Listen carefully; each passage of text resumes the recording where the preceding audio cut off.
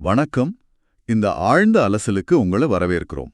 இன்னைக்கு நாம பார்க்க போற மூலம் ஆச்சார்யா எழுதின sons of God, Krishna, Buddha and Christ அன்வீல்ட்.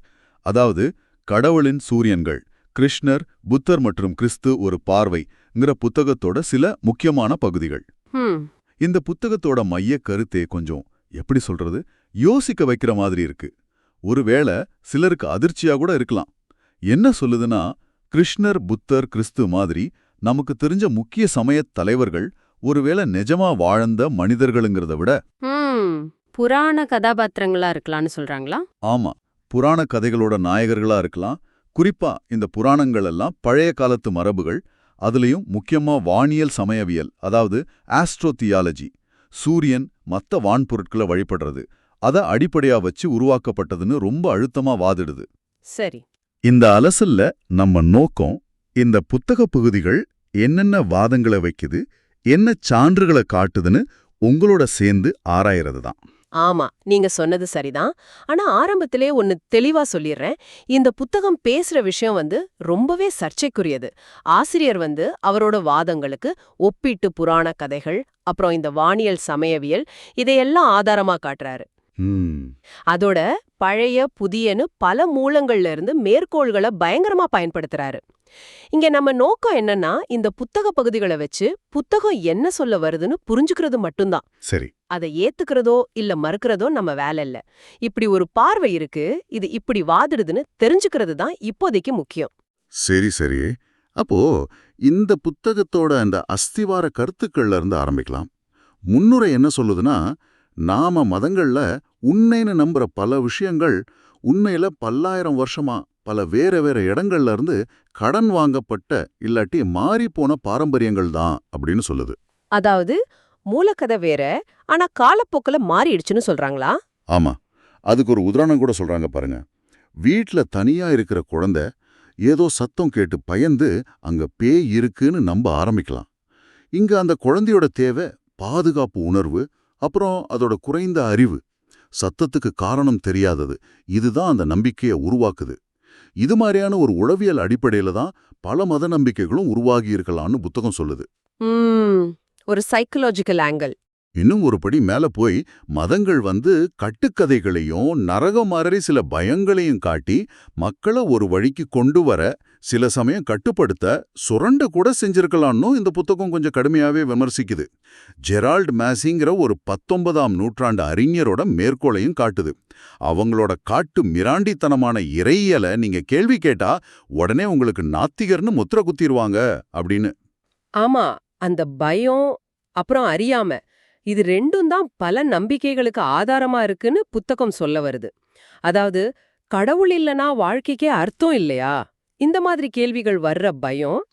இன்னொன்னு, இந்த பிரபஞ்சத்தோட ஏதோ ஒரு வகையில நம்ம கனெக்ட் ஆகணும், இதுக்கெல்லாம் ஒரு அர்த்தம் இருக்கணும்னு மனுஷனுக்குள்ள இருக்கிற அந்த ஏக்கம், இதுதான் நம்பிக்கையே தூண்டுதுன்னு சொல்றாங்க.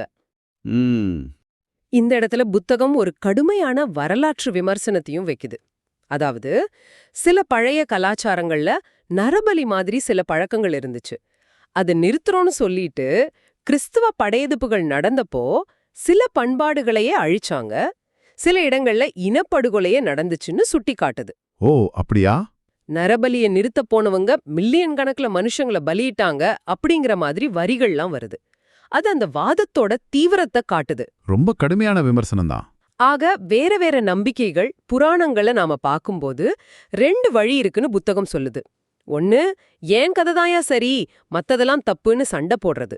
இன்னொன்னு, எல்லாமே ஏதோ ஒரு ஆழமான உண்மையோட வெவ்வேறு குறியீடுகள் தான், சிலது காலத்துல மாறி போயிருக்கலாம் அப்படின்னு புரிஞ்சிக்க முயற்சி பண்றது.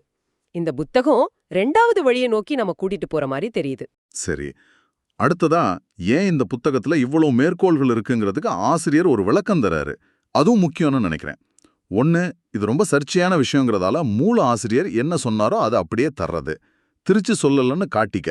ஆமா, அது முக்கியம்தான். 2வது, பல பழைய நூல்கள் இப்ப நமக்கு கிடைக்கிறதில்ல. செல்சஸ் மாதிரி ஆரம்ப கால கிறிஸ்தவ விமர்சகர்களோட கருத்துக்கள் கூட அவங்களுக்கு பதில் எழுதின கிறிஸ்தவ அறிஞர்கள் மூலமா தான் நமக்கு தெரியுது. அந்த மாதிரி தொலைஞ்சு போன கருத்துக்களை பாதுகாக்கவும் தான் இத்தனை மேற்கோள்னு ஆசிரியர் சொல்றாரு. அதுவும் ஒரு நல்ல பாயிண்ட். அதோட கிறிஸ்தவத்தோட ஆரம்ப காலத்தை பத்தி நேரடியா அந்த நூற்றாண்டை சேர்ந்த முதன்மை ஆதாரங்கள், அதாவது பிரைமரி சோர்சஸ் இல்லைங்கிற வாதத்தையும் புத்தகம் வைக்குது. நமக்கு கிடைச்சிருக்கிற புதிய ஏற்பாட்டோட பழைய கையெழுத்து பிரதிகளே கிபி 3-4ஆம் நூற்றாண்டை சேர்ந்ததுதான் அப்படின்னு சொல்லுது. ஓ, அப்போ முதல் 2 நூற்றாண்டுகள்ல நேரடி சான்றுகள் குறைவா? ஆமா, புத்தகம் அப்படிதான் வாதிடுது. அதனால மதங்களோட உண்மையான ஆரம்பத்தை புரிஞ்சிக்க அந்தந்த காலத்துல இருந்த இரகசியங்கள்னு சொல்லப்பட்ட அந்த மிஸ்டரி ஸ்கூல்ஸ், அவங்களோட போதனைகள், குறிப்பா அந்த வானியல் சமயவியல் அஸ்ட்ரோதியாலஜி பத்தின அறிவையும் நாம கணக்குல எடுத்துக்கணும்னு புத்தகம் சொல்லுது. இந்த வானியல் சமயவியல் அஸ்ட்ரோதியாலஜி அத கொஞ்சம் விளக்கலாமா? சிம்பிளா சொன்னா, சூரியன், சந்திரன், நட்சத்திரம், கோள்கள் இதையெல்லாம் தெய்வமா நினைச்சு வழிபடுறது. இது மனுஷ நாகரிகத்தோட ரொம்ப பழைய நம்பிக்கைகள்ல ஒண்ணு. கல்தையர்கள், எகிப்தியர்கள், இந்துக்கள் மாதிரி பழைய சமூகங்கள்ல வானத்துல நடக்கிற விஷயங்கள் பூமியில பாதிப்பை ஏற்படுத்தும்னு ஆழமா நம்பினாங்க. ஜோதிடம் மாதிரி கிட்டத்தட்ட. ஆனா இது இன்னும் ஆழமானது. இந்த அறிவு பெரும்பாலும் பூசாரிங்க கிட்ட தான் இருந்துச்சு. உதாரணத்துக்கு பிரான்ஸ்ல கிடைச்ச பிளான்சார்ட் எலும்புன்னு ஒன்னு இருக்கு. சுமார் 20,000 வருஷம் பழசு. அதில் இருக்கிற கீறல்கள் சந்திரனோட வெவ்வேறு நிலைகளை குறிக்கலாம்னு சொல்றாங்க.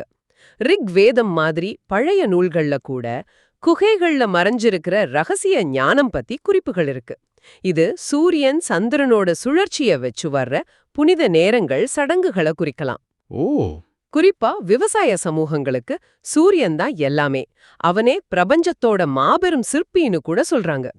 வோல்னிங்கிற பிரெஞ்சு தத்துவ ஞானி சொன்ன மாதிரி பழைய காலத்து கடவுள்கள் பெரும்பாலும் இயற்கையோட சக்திகளோட உருவகங்களா தான் இருந்தாங்க. பின்னாடி வந்த மாதிரி வெறும் தத்துவங்களா இல்ல. அப்போ சூரிய வழிபாடுங்கிறது உலகம் பூரா பரவியிருந்த ஒன்னா? புத்தகம் சூரியனுக்கு என்னென்ன ரோல் கொடுக்குது? ஆட்சியாளன், இரட்சகன், முதல் பொருள், கடவுளுக்கெல்லாம் கடவுள், ராஜாக்களுக்கெல்லாம் ராஜா, பெரிய தந்தை, இப்படி பல பேர். இது ஒரு மாதிரி இயற்கை சார்ந்த ஒருமை கோட்பாடு மாதிரி இருக்கு. அதாவது எல்லாம் வல்ல சக்தி ஒண்ணுதான், அது இயற்கையில குறிப்பா சூரியன்ல தெரியுதுங்கிற எண்ணம். ஆமா, சூரியனோட குணங்களா ஒளி, வெப்பம், குணப்படுத்துறது, செழிப்பு இதையெல்லாம் பார்க்கறாங்க. அதனால சூரியன் ஒரு நல்ல மெய்ப்பன், பாதுகாவலனாவும் பார்க்கறாங்க.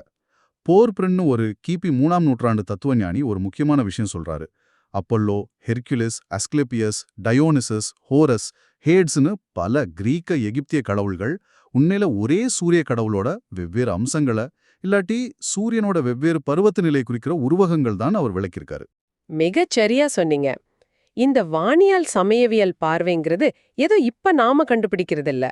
ஹெரோடோட்டஸ், செல்சஸ், பித்தோகரஸ் மாதிரி பழைய கிரேக்க அறிஞர்களும் வர்ரோ மாதிரி ரோமானிய அறிஞர்களும் இதை நல்லாவே தெரிஞ்சு வச்சிருந்தாங்க.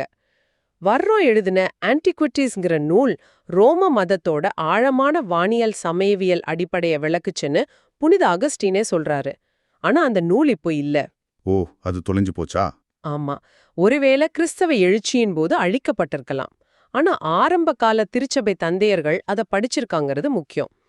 18ஆம் நூற்றாண்டுல சார்ல்ஸ் டூபாய்ஸ்னு ஒருத்தர் இந்த உலகளாவிய வானியல் சமயவியல் பத்தி ரொம்ப விரிவாவே எழுதியிருக்காரு.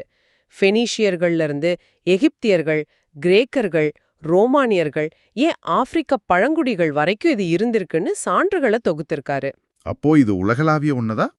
ஆமா, இதோட சேர்த்து சில புனித இந்திரன்கள் நம்ம கவனிக்கணும். 7ங்கிறது அன்னைக்கு தெரிஞ்ச கிரகங்களையும் வார நாட்களையும் குறிக்குது. 12ங்கிறது ராசி மண்டலம், மாசம். 360 இல்ல 365ங்கிறது வருஷத்தோட நாட்கள். இதெல்லாம் பல மதங்களோட குறியீடுகள்ல திரும்ப திரும்ப வர்றதை நீங்க பார்க்கலாம். ஆமா ஆமா, 12 சீடர்கள், 12 கோத்திரங்கள். அதேதான். இன்னும் கொஞ்சம் ஆழமா போனா விஷுவங்களின் அச்சு நகர்ச்சின்னு ஒன்னு இருக்கு. பிரிசஷன் ஆஃப் தி ஈக்வினாக்சஸ். அதாவது பல ஆயிரம் வருஷத்துக்கு ஒரு தடவை சூரியன் விஷுவ புள்ளியில எந்த நட்சத்திர கூட்டத்துக்கு பின்னால உதிக்குதுங்கிறது மாறும். இத கிரேக்க வானியலாளர் ஹிப்பார்கஸ் கண்டுபிடிச்சாருன்னு சொன்னாலும் எகிப்திய கோயில்களோட அமைப்பு, அவங்களோட யுக கணக்கு, மிதுன யுகம், ரிஷப யுகம், மேஷ யுகம்னு இதெல்லாம் அவங்க ரொம்ப முன்னாடியே இதை தெரிஞ்சு வச்சிருந்ததை காட்டுதுன்னு புத்தகம் சொல்லுது. அப்படியா? பிரமிப்பா இருக்கே. இந்திய ஜோதிடத்திலையும் ராசி மண்டலம், யுக கணக்கு எல்லாம் இருக்கு இல்லையா? இதுக்கு அர்த்தம் நம்ம முன்னோர்கள் நாம நினைக்கிறத விட ரொம்ப நீண்ட காலத்துக்கு வானத்தை கவனிச்சிருக்காங்க. இது நிஜமாவே பிரமிக்க வைக்குது. சரி, இந்த வானியல் சமயவியல் பின்னணியில புத்தகம் சில முக்கியமான கடவுள்களோட கதைகளை எப்படி கிறிஸ்துவோட ஒப்பிடுதுன்னு பார்க்கலாம். முதல்ல எகிப்திய கடவுள் ஒசிரிஸ். இவரை எகிப்தோட மீட்பர் கடவுள்னு சொல்றாங்க. கிறிஸ்துவோட நிறைய ஒற்றுமைகள் இருக்குன்னு புத்தகம் சொல்லுது. நல்லது செஞ்சாரு, கெட்ட சக்தியோட செத் சண்டை போட்டாரு, துரோகத்தால கொல்லப்பட்டாரு, புதைக்கப்பட்டாரு, 3 நாளைக்கு அப்புறம் உயிரோட எழுந்து சொர்க்கத்துக்கு போனாரு. கிறிஸ்துவோட கதை மாதிரியே இருக்கு. ஆனா ஒசிரிஸ நேரடியாவே சூரியன்னு எகிப்திய மரண புத்தகம் சொல்லுது.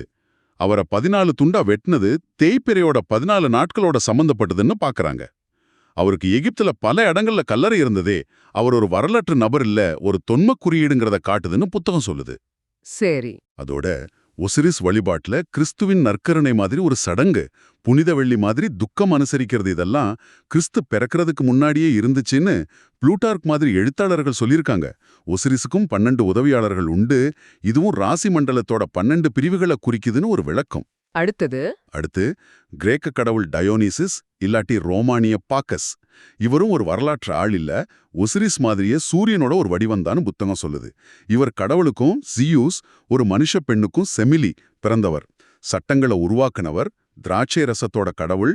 இவரும் கொடூரமா இறந்து பாதாள லோகத்துக்கு போயிட்டு அப்புறம் உயிர்த்தெழுந்து சொர்க்கம் போனார்னு கதைகள் இருக்கு. ஓ, இவரும் உயிர்த்தெழுந்தாரா?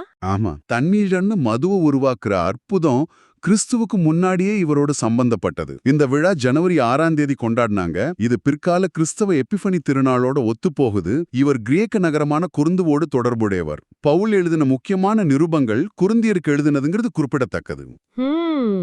ஈசு பெண்பாந்திரான்னு பாந்தரோட மகன் சில யூத கதைகள் இருக்கு, அதோடு கூட தொடர்பு இருக்கலாம்னு புத்தகம் ஒரு கோணத்தை முன்வைக்குது. அடுத்து ஹெர்குலிஸ். இவரை பத்தி கிரேக்க வரலாற்று ஆசிரியர் ஹெரோடோடஸ் இவர் 12 முக்கிய கடவுள்கள்ல ஒருத்தர், ரொம்ப பழமையானவர்னு சொல்றாரு. ஹெர்குலிஸோட அந்த 12 வேலைகள் இருக்குல்ல, ஆமா, ரொம்ப ஃபேமஸ் அது. அது உண்மையில சூரியன் ராசி மண்டலத்தோட 12 கட்டங்கள் வழியா போறத குறிக்கிற வானியல் குறியீடுன்னு புத்தகம் சொல்லுது. யூத கதைகள்ல வர்ற சாம்சன், இயேசு இவங்களோட ஒற்றுமைகள் இருக்குன்னு சொல்றாங்க. உதாரணத்துக்கு பாம்போட தலையை நசுக்கிறது. ஹெர்குலிஸ் இறக்குற விதத்திலையும் சிலுவை மரணத்தோட சில உருவக ஒற்றுமைகள் இருக்குன்னு சுட்டி காட்டுறாங்க. இப்போ கிருஷ்ணரை பத்தி பார்க்கலாம். இது கொஞ்சம் சிக்கலானது. ஏன்னா கிருஷ்ண வழிபாடுங்கிறது ரொம்ப நீளமான பல அடுக்குகள் கொண்ட ஒரு வரலாறு. பல வேறு வேற கதைகள், தத்துவங்கள் இதுல கலந்திருக்கு.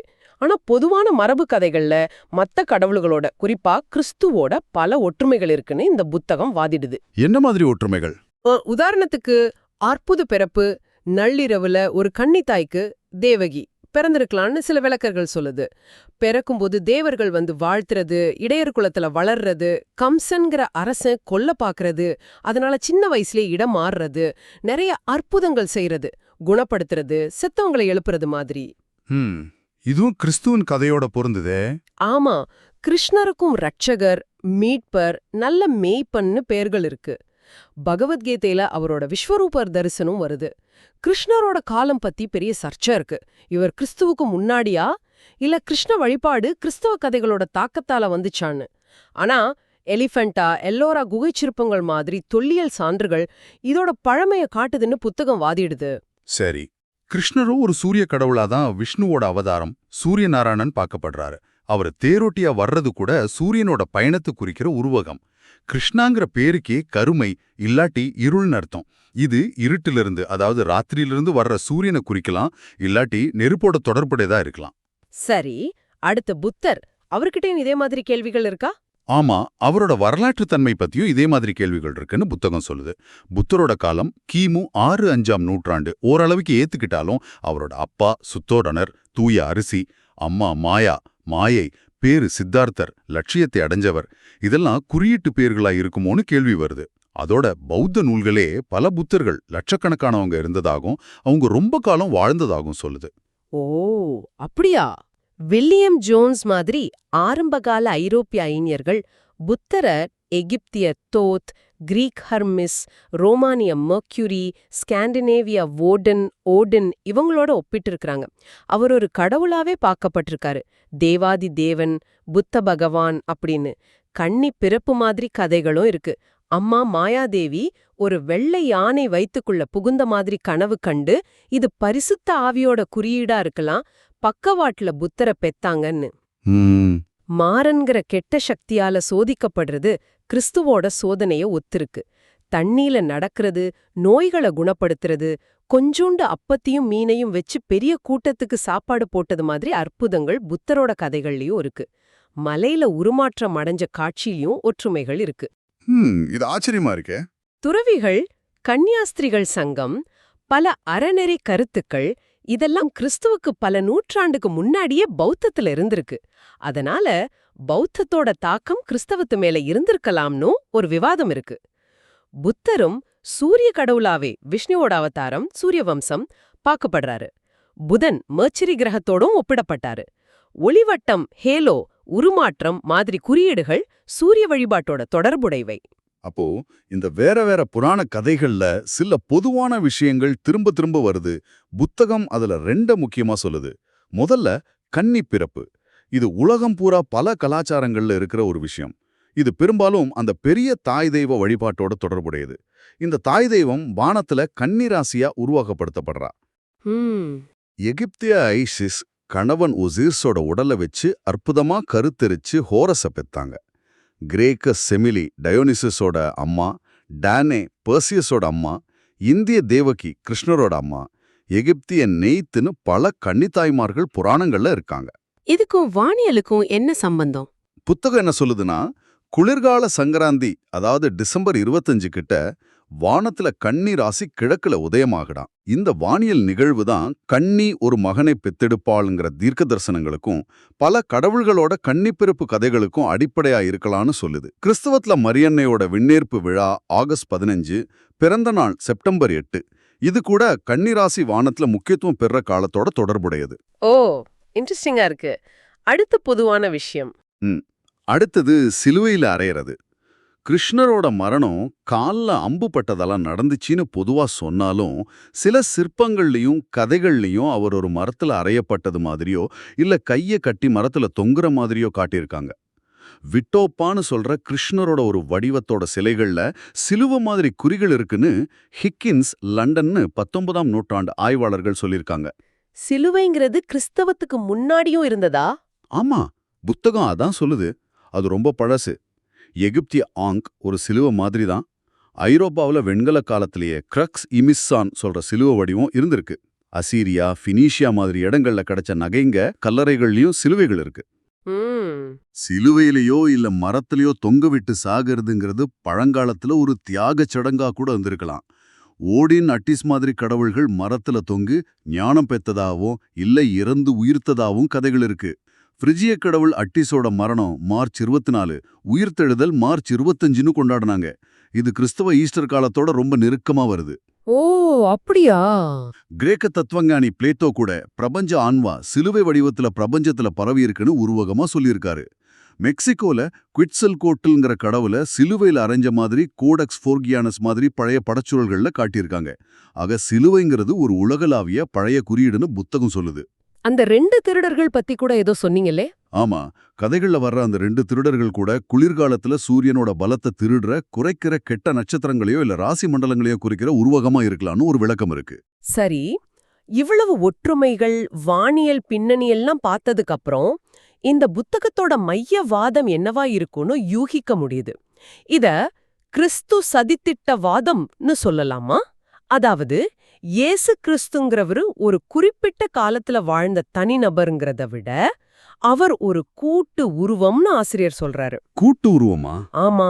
எப்படி ஒரு குழம்பு செய்ய பல பொருளை சேர்க்கிறோமோ அது மாதிரி எகிப்திய ஒசிரிஸ், கிரேக்க டயோனிசஸ், இந்திய கிருஷ்ணர், நேபாள புத்தர், பர்ஷிய மித்ரா மாதிரி பல பழைய கடவுள்களோட கதைகள், குணங்கள், சடங்குகள் இதையெல்லாம் எடுத்து அதை யூத மதத்தோட பின்னணியிலையும் மேசியா எதிர்பார்ப்புகளோடையும் சேர்த்து இயேசுன்னு ஒரு வரலாற்று உருவம் மாதிரி காட்டப்பட்டிருக்கலாம். இது ரொம்ப பெரிய வாதமா இருக்கே.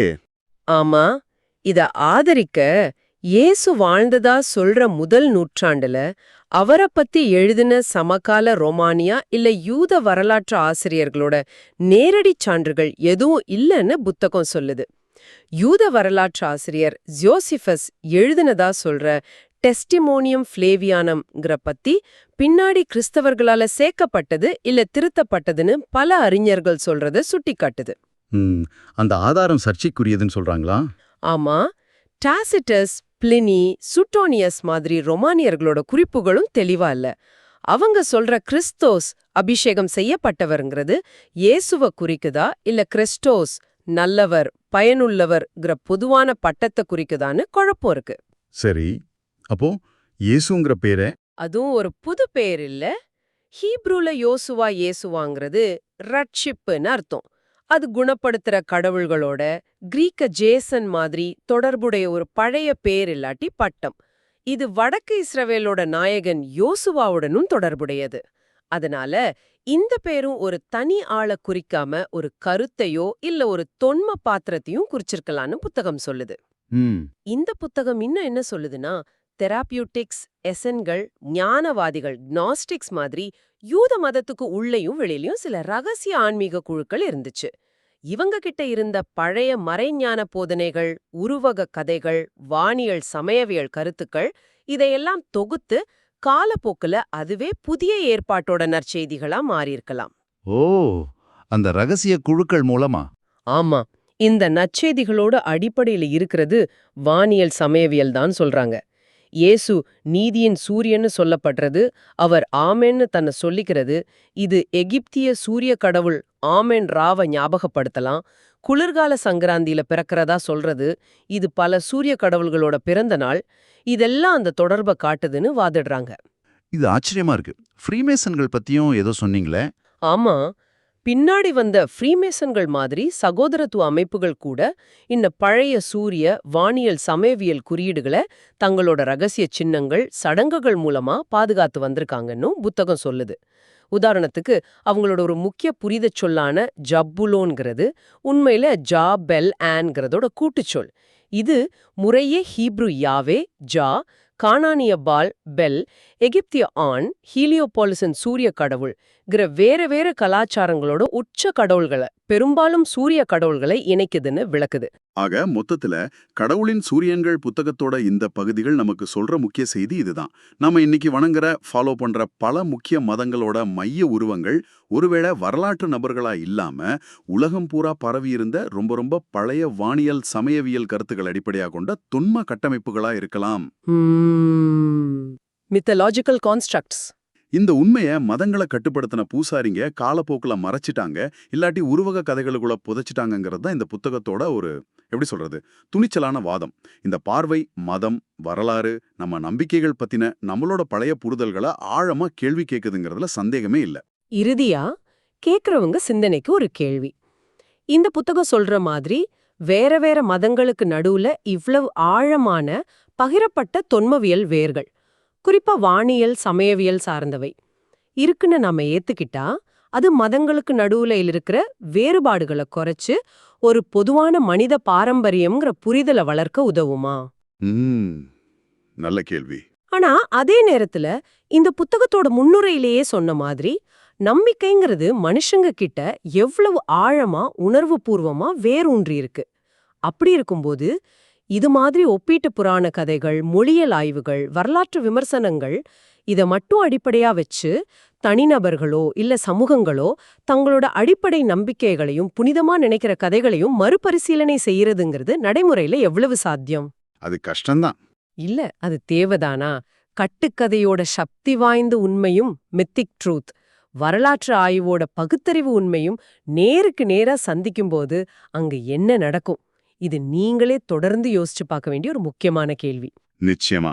இந்த ஆழ்ந்த அலசல்ல எங்களோட பயணிச்சவங்களுக்கு எங்க நன்றி.